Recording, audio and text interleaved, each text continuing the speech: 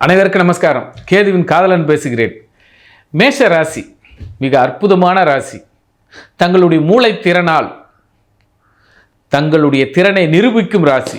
இவ்வளவு நாள் வராத வருமானம், இவ்வளவு நாள் பேசாத பேச்சுக்கள், இவ்வளவு நாள் பேசாத இருந்தவர்கள் பேசுவதற்கும் பார்ப்பதற்கும் நல்ல காட்சிகளை உணர்வதற்கும் இப்பொழுது அற்புதமான காலம்.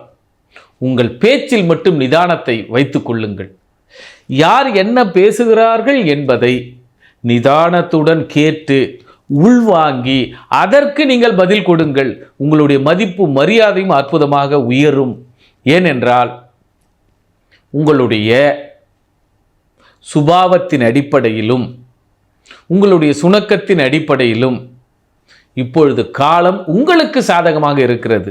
வருமானமும் வேலையும் தொழிலும் அதிகமான டென்ஷனை கொடுத்துவிடும்.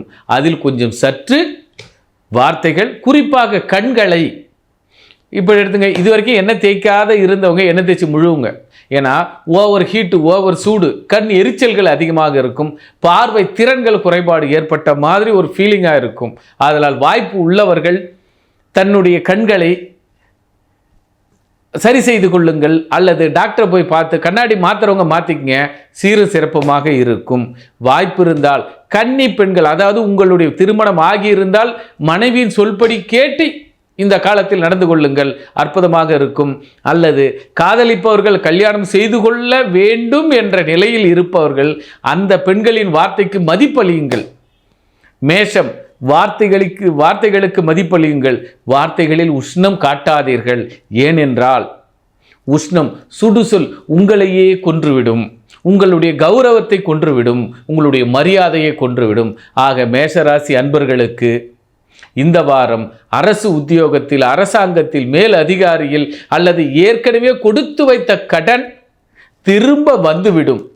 ஆதலால் இவர்கள் வார்த்தைகளில் கவனம் இருங்கள், பார்வைகளில் கவனம் இருங்கள். அதாவது இப்போ கோயிலுக்கு போகிறீங்க, ஆரத்தி காட்டுறாங்கன்னா அந்த நேரம் தான் ஃபோனை எடுத்து பேசுகிறாதீங்க, அந்த நேரம் தான் திரும்பி பார்த்துறாதீங்க. எண்ணியது ஈடேற உங்கள் சிந்தனையை ஒருமுகப்படுத்துங்கள். அதை வார்த்தைகளில் கவனம் இருங்கள்.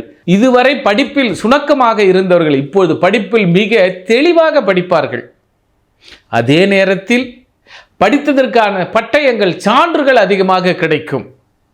இவர்கள் தங்களுடைய எண்ணத்தினை, அதாவது ஆசிலேஷனாக இருப்பவர்கள், இப்படி போகலாமா போகக்கூடாதா, வரலாமா வரக்கூடாதா, கிடைக்குமா கிடைக்காதா, இப்படி என்று இருப்பவர்கள் இந்த காலம் உங்களுக்கு நிலையான, நான் இந்த வேலைக்கு தான் செல்வேன், இந்த வீடு தான் பார்ப்பேன், இந்த இடத்தில் தான் வசிப்பேன், உங்களுடைய திட்டமிடுதல் சீரும் சிறப்புமாக இருக்கும்.